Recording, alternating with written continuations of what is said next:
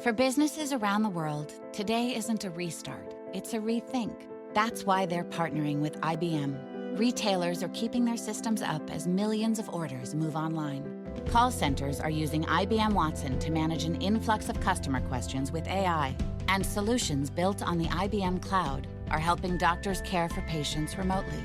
Today, we're rethinking how business moves forward. Let's put smart to work. Visit ibm.com/smart to learn more.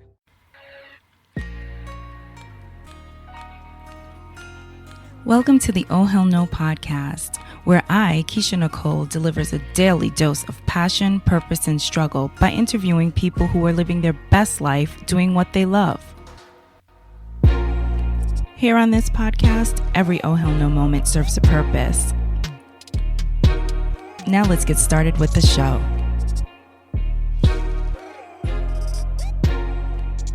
Hey everyone, welcome to another episode of the Oh Hell No podcast. Today I have Nicki Roth. She is a writer, an expert leadership and team coach, and I'm very excited to have her here today. So thank you for joining me. I'm delighted to be here. So my first question for you is, what quality would you say you had as a child that aligns with what you do today professionally? What a great question.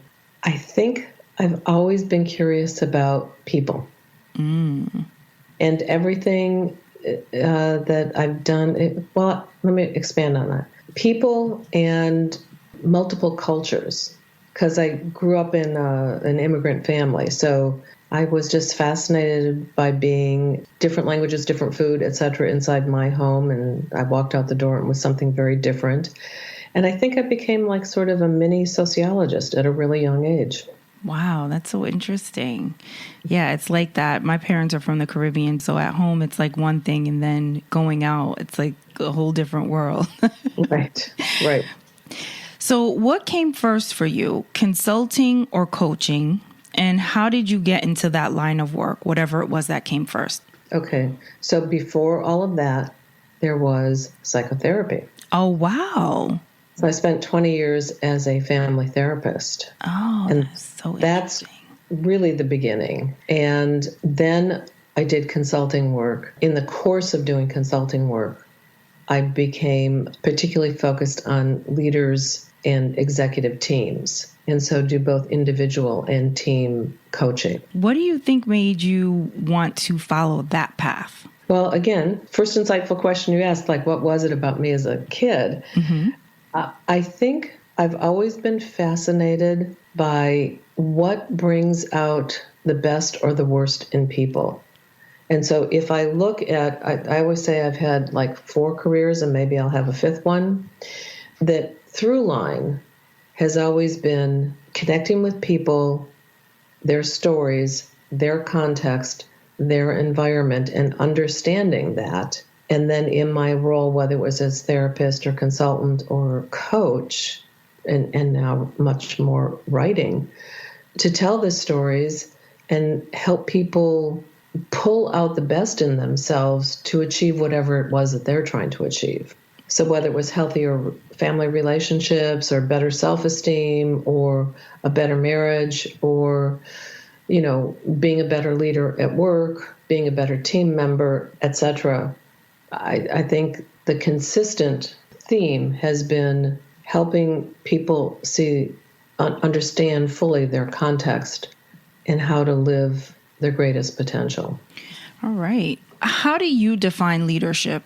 Nicole, I'm not positive that I have a succinct definition of leadership, but I do have a very strong point of view about good leaders. And the reason why my business partner and I wrote this book was to put front and center our notion of what good leadership is about versus the generally crappy number of leaders that are out there in our workplaces, in our world. And what I believe makes a good leader is somebody who's deeply self-aware and knows how to make meaningful connections to people.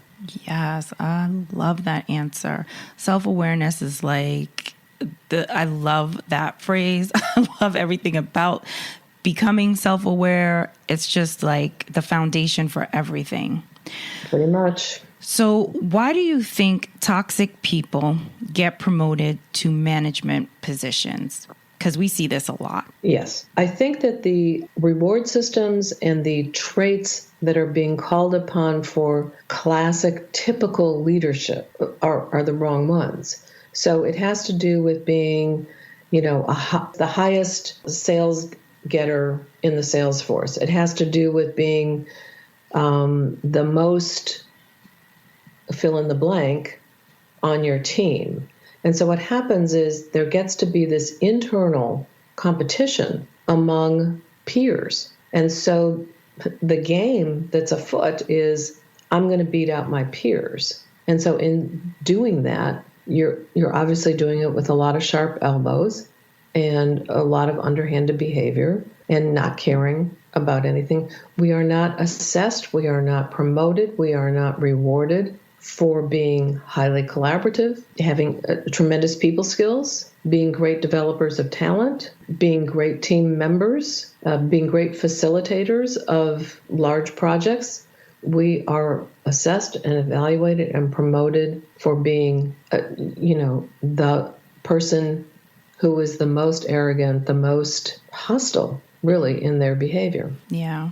Yep. I think that's true. So what skills do you think a productive manager should have? So I'll go back to where I was. What I think anybody coming up in the ranks who really aspires to management and leadership roles must develop a habit of early is self-awareness and the ability to seek out feedback to continue to grow from the beginning all the way until you retire. If you're not growing, then you're no longer listening and you're no longer tuning in. Right. And so if you're self-aware, then you develop a bunch of the more humanistic skills, the interpersonal skills that are required to work in teams, to lead others, to manage others. You learn how to make important connections to the people that report into you. You learn how to listen to them. You learn how to understand their context because you've done your own work. But if instead, as a manager, you're saying, oh, it's time for your performance review, and here's these boxes that we have to check off. And, well, you achieved this goal, but you didn't achieve that goal. And you haven't spent the time developing the person in those 6 months. You haven't really mentored them in ways. You haven't provided growth opportunities for them that excite them and stimulate them and help them both succeed and fail, with you there to help them so that they become self-aware and they grow. And if you do that as a manager, then you will be valuable to your organization and hopefully ascend. Right. And don't be afraid of teaching what you know, right? Because like you said, you're constantly learning and growing yourself, right? So it's okay to teach others what you know. My favorite thing is when your manager notes something that happens like 6 months ago, never brings it to your attention, and then in your review, like a year later, they're like talking about this thing. Right. That's a wonderful thing. Right. So when do you think an employee should walk away from a position because of poor management? So you know the statistics as well as I do that, people don't leave companies, they leave their boss. They leave a bad manager. And I think the rule of thumb for me, I remember an old boss of mine said, if you walk into work 5 days in a row and you feel like crap, then it's probably time to think about leaving. I've modified that a bit because A, not all of us have the luxury of just walking out of our jobs. And B, sometimes you can learn from bad experiences and negative experiences. I always say that the point where you have to leave is if it's having a sort of more generalized negative impact on you. If you haven't found peers that you love working with, if you haven't found people other than your boss to be helpful in your career, if your boss is just intent upon shredding you to pieces and doing other horrible things and speaking ill of you and not promoting you, and then it's time to walk away. I say that the point is when everything begins to feel masochistic rather than a potential learning experience. Right. I second that. So what do you find to be the biggest issue in most companies that have to do with the overall culture? So like what is something like when you go into a company and you're there to, help or whatever, what do you see that's like a common thing that where the culture is toxic? Like what do you think the common thread is there? Oh, I wish I had a really simple answer for you, but the themes that I find I work with over and over and over again, top of the list is basically ineffective leaders. So that the leaders are not demonstrating the desired behaviors. They may be saying, we value this, our guiding principles are that, the behavioral expectations around here are this, but they themselves are not demonstrating that. And so then there becomes this disconnect between the top leaders and the rest of the organization. Employees are looking at them and saying, I'll believe that when I see it. Or, I'll change after I see you change. Oh, but yes, I'm getting dinged on my performance review because I didn't make those changes, but it doesn't matter that you didn't make those changes. So it has to do with, I would say, a lack of effective leadership is the number one thing. And then it just kind of, there's a whole series of unproductive behaviors that lead to a lack of collaboration, a lack of a positive intention, positive esprit de corps. So that what happens is you end up with a little bit of Lord of the Flies, everybody out for themselves. Yeah, absolutely. And that's why I keep going back to, the best leaders have good people skills. Because the thing that they're going to deal with first as a leader and in the culture is bringing people together and listening to people and valuing people and valuing the input. Those leaders would not be caught dead tearing somebody down in a meeting. Yeah, that's the worst. And there are a lot of people like that. Yes. Ooh, so let's see. So what are some ways that you help companies clean up their acts? I say that the most important stuff that I do now, and I've done it all, but now in the last 10 years or so, I would say that the only work I'm willing to do is work with the executives, because I feel like they set the tone for everybody else. So now what I do is work with either, the CEOs, or I do a lot of nonprofit work, executive directors, and the executive team. And I help them know themselves, learn how to interact with each other in healthy ways that expose some of their vulnerability, help them develop some psychological safety in their team so that they then know how to create psychological safety elsewhere in the organization. And by that I mean people feel free to speak up without fear of negative repercussion. And so I really focus my attention there right now, rather than doing strategy work or organization design work or large change management processes. What I do now is exclusively work with the CEOs and the executive teams. So do you think that all people have the capacity to change? And do you have a story that you can share where you had a client that just didn't get it? Well, you're talking to a former therapist, okay, who has fantastic optimism about everybody's ability to change. Here's what I say. We all have the capacity to change, but you have to want to do it for real. So I believe that our human nature is one of growth and change and evolution. However, so like one story, I've got too many stories, but the one that came to my mind immediately was I was called in by the CEO to coach somebody on his team. And he said, I think I need to fire this guy, but I'm going to give him one last chance, see if you can fix him.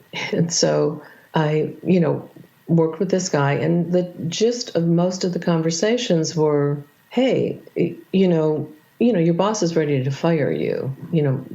What do you think you've done wrong? Oh, I didn't do anything wrong. This person did, and that person did, and the company's so messed up this way and that way. I mean, every excuse. And so, I don't know, for me, I need to have several sessions with somebody alone. And then by about session, 5 or something, I turn to the guy and I go, look, here's the deal. You will get fired if you don't change. Does that matter to you? And he said, I'm smarter than all of them, so they can go ahead and fire me. So I went back to his boss and I said, I'm going to save you some money. You can, let me out of this contract now. This guy's not going to change. So, it has to do with, intense defensive,ness and unwillingness to take responsibility. It has to do with I am who I am, and that's all that I am. And, come hell or high water, I'm not changing. Yeah. It's unreal. So what type of people scare you? Oh, boy. Well, they don't scare me so much anymore, because I learned the hard way. You get burned, a few times by the same type. There is a type of person out there. I'm certain that you've met this type of person. They smile to your face. They try to engage you and join up with you and tell you how wonderful you are and that they really want to keep working with you. And this is like colleagues, right? Not necessarily somebody I was coaching that I have in mind, but I've met her type many times over. It turns out that, a completely evil snake in the grass. Behind my back, she was trying to get me fired after I'd been at a company for like 5 days. Wow. But then, the person who has such a mask on and has, you just wonder what the deal is between that person and their boss, that they never get fired. Yes. Even though the whole organization knows this is an evil player. Right. Yes. This is a backstabber. I had one like that too. Mm-hmm. Oh my God. And I even went to her boss and told her everything that she did. I had all these documentation on everything. And she was just like, well, I don't know her to be like that. I don't think that she would do that. I'm like, are you kidding me? Right. Yeah, no, I did not get far in changing the course of that person's career at all. Yeah. But those are the kind of people. Now, they don't just scare me for me. They scare me for an organization because they're doing so much damage, not just to one person, but to many people. I was not singled out. She was just stabbing many, many, many people. And unfortunately, that CEO kept her there. Crazy. And so, some good people left because she was pretty wicked. It's interesting to me. People like that, you have to wonder, they're probably really miserable in their personal lives. Yes, I think that they are. And again, you're talking to a former therapist here. It's deep and complicated. Yeah. This is my clinical diagnosis. She ain't right. Facts. There are those people that you encounter at work and, all you can say that they ain't right. Yeah, I agree. Yeah. So you are the co-author of The Messy Truth About Leading People, right? Yeah. And tell us, who is this book for?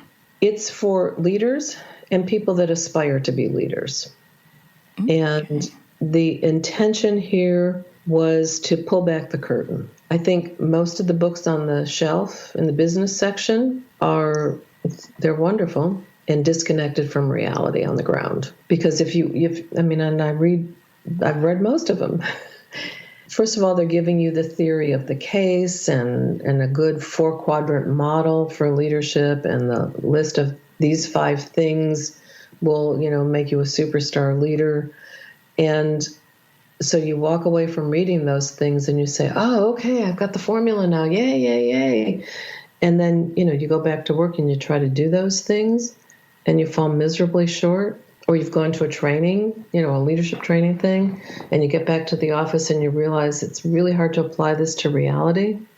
So Gavin, my co-author, and I just said, you know what? It's all BS at some level. It's all helpful at some level as well. But what we wanted to do was tell the story on the ground about real leaders. So the book is all stories from our collective years together, 40 some years of working with leaders, about what actually really takes place. So that if you aspire to be a leader or a good manager, you're going to see yourself in this book and you're going to say, so I'm not the only one that screws up.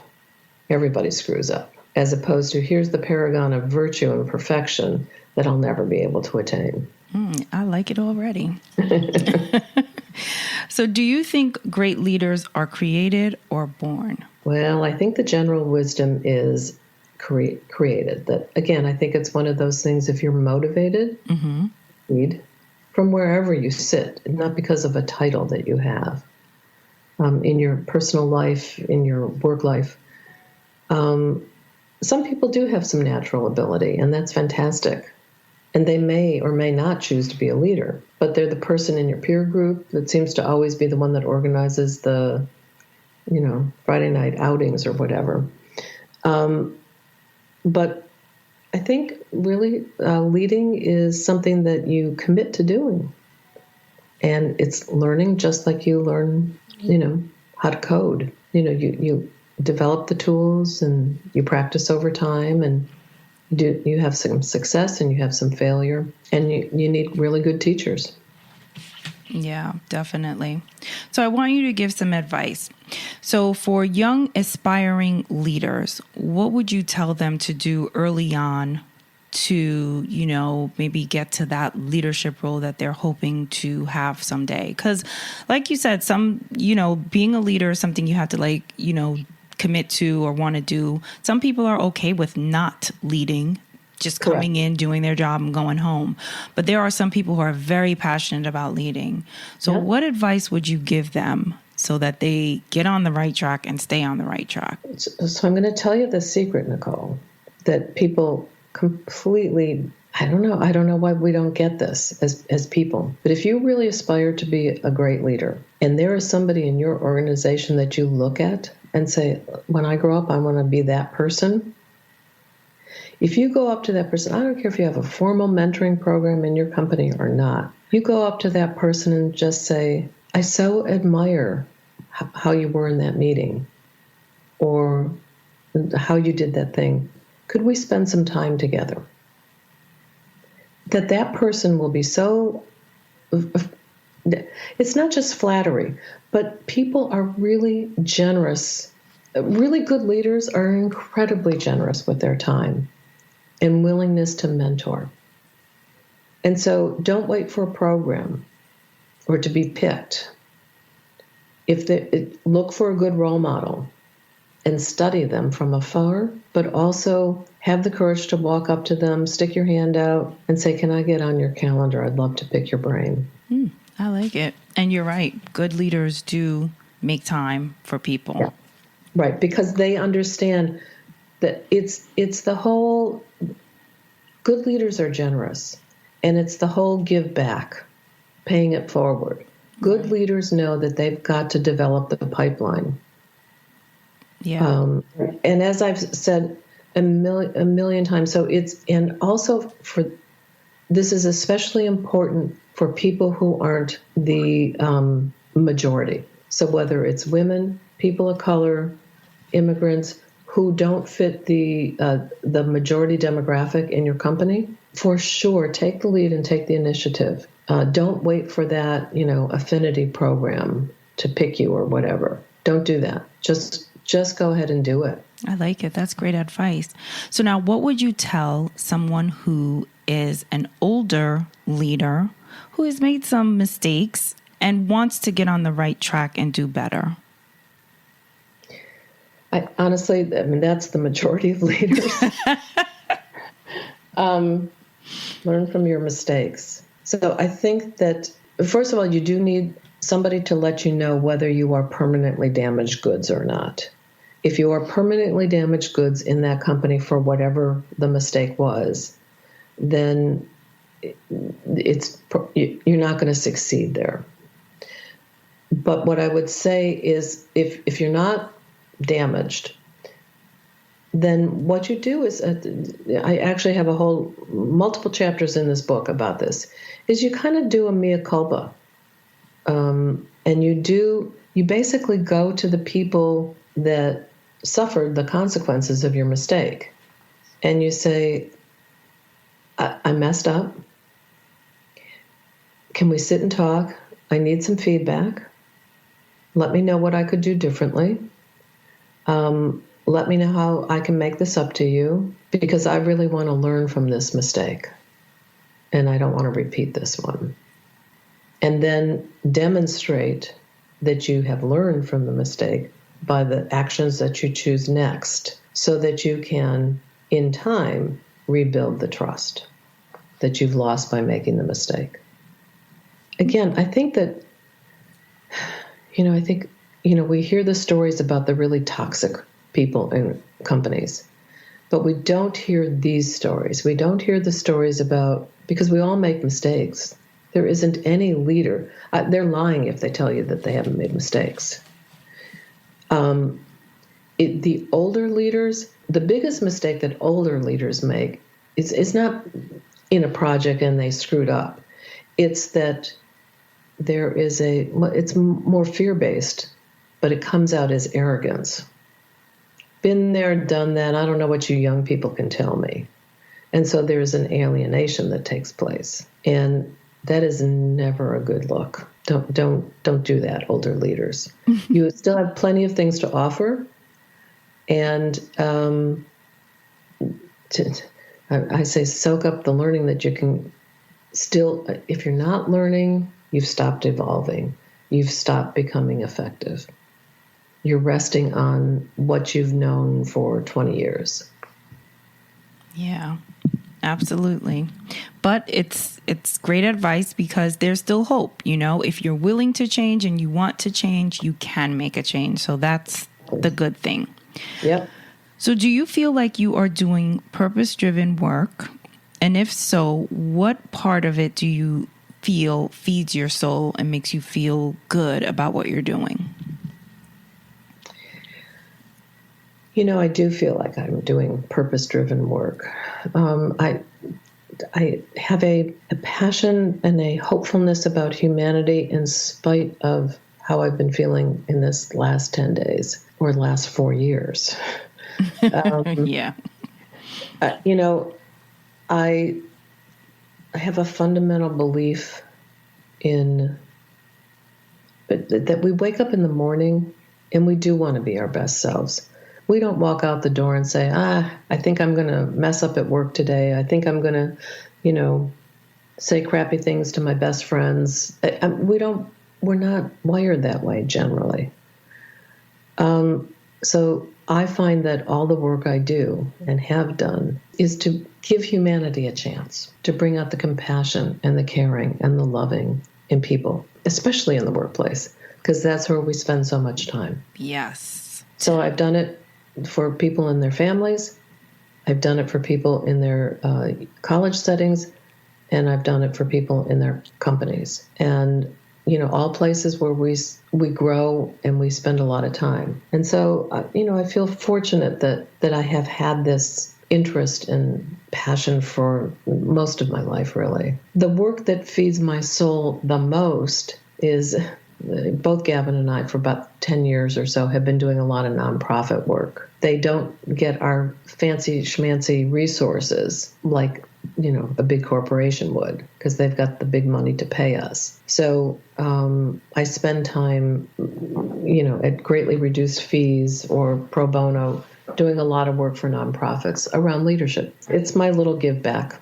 Yeah, I think that's amazing, because leadership is so important, because what you're doing can make or break someone's spirit, their wanting to keep going, their drive, all of that. Because like you said, we spend a lot of time at work, and people generally do want to do well. They want to know that their work is appreciated and recognized, and they look to their managers and people who are in positions of power to really help them along the way, grow, and become better. So if you have someone in the workplace that's toxic and is, putting you down, making you feel less than, that can really do something to a person's spirit. So I think what you're doing is incredible with teaching people how to be better leaders, because that's what we all need. Well, I hope you're right about that. I am. So this is the Oh Hell No podcast, and I always ask my guests to share an Oh Hell No moment that has taught them something or changed their perspective on something. So please share your Oh Hell No moment. Well, in a lifetime that's been as many years as mine has been, there have been a lot of those moments. Absolutely.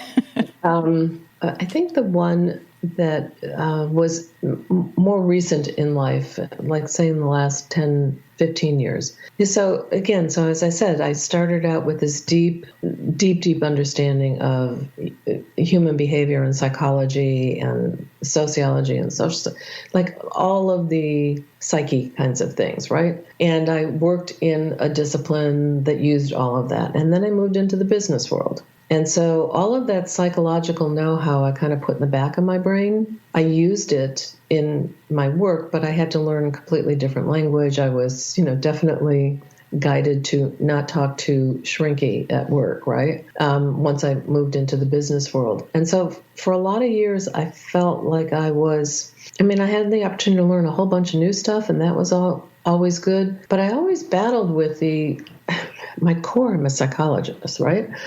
And I thought that maybe, it just wasn't appropriate in the workplace.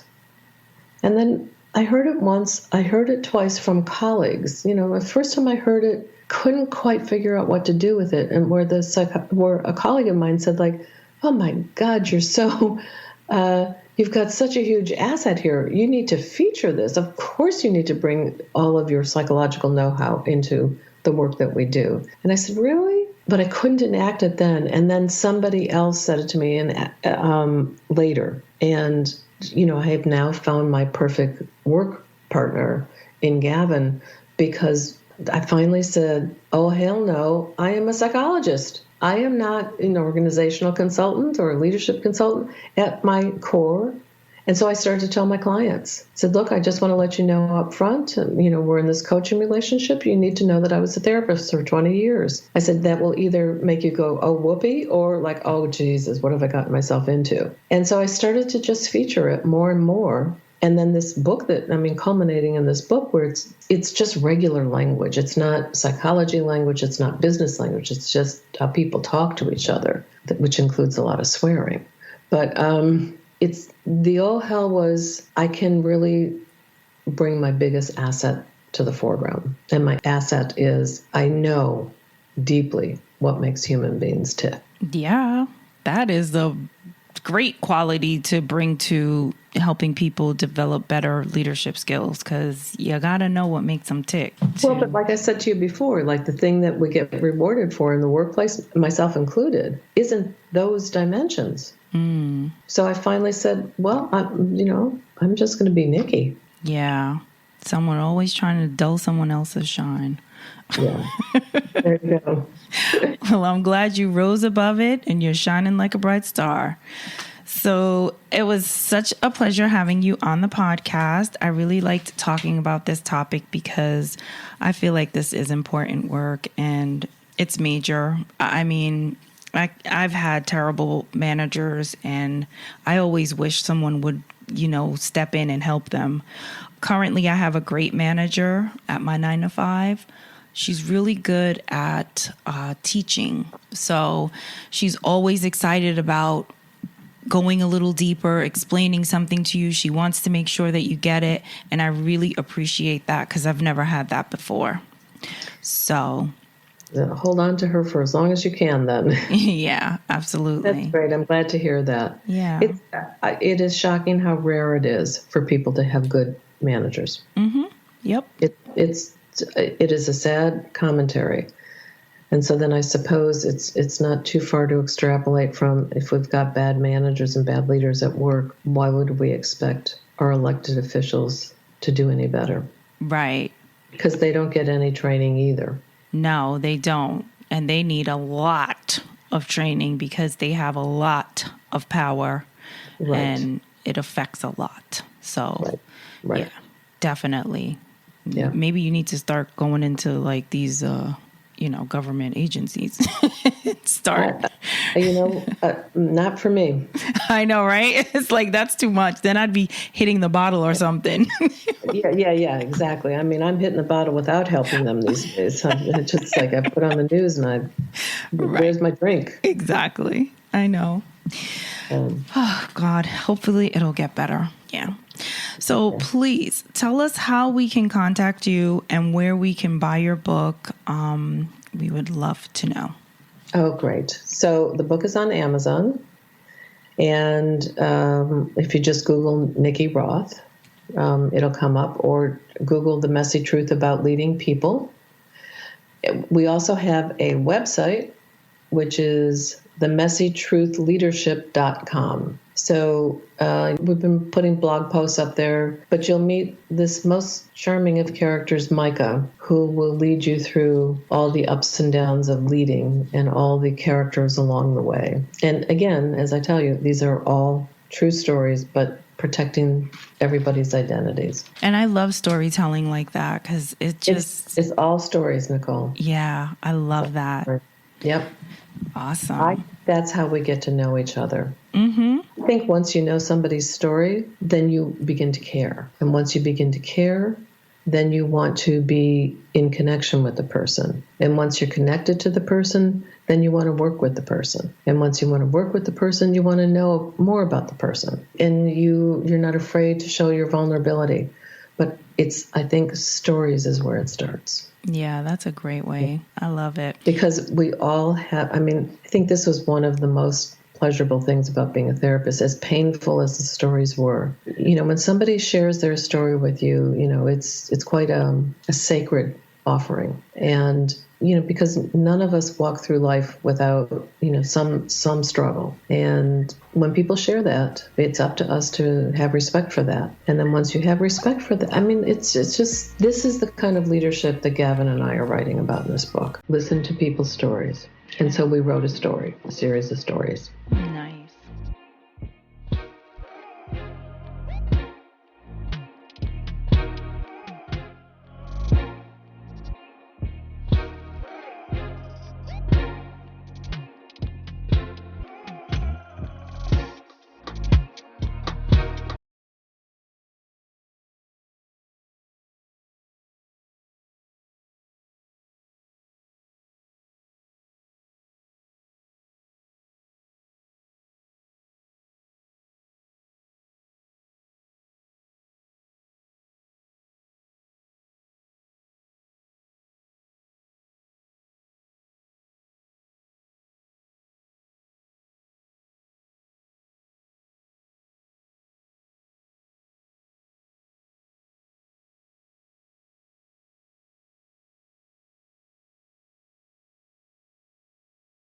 At Jewelers Mutual, we're a little obsessed with jewelry. Obsessed like auctioneers with talking fast. 50, we're gonna 50. Pop stars with auto-tune. And dentists with asking questions. So, how did he propose? After they've put their hands in your mouth.